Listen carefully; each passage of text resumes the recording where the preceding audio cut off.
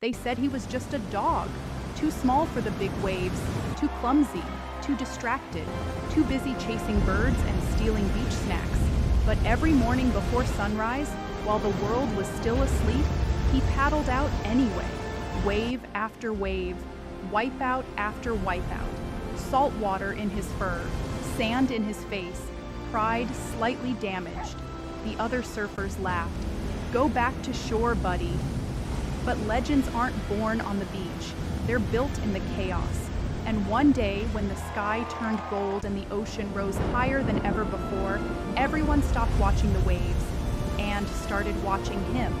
The little dog nobody believed in, the underdog, the surf dog, the good boy. And for one perfect moment, he flew across the water like he owned the ocean itself. No fear, no doubt, just heart, okay, and maybe a little confusion. Because honestly, he still thought the surfboard was a giant floating treat. But none of that mattered anymore. The crowd erupted, the seagulls scattered, even the ocean seemed to cheer. And somewhere beyond the horizon, a new legend was born, one bark at a time.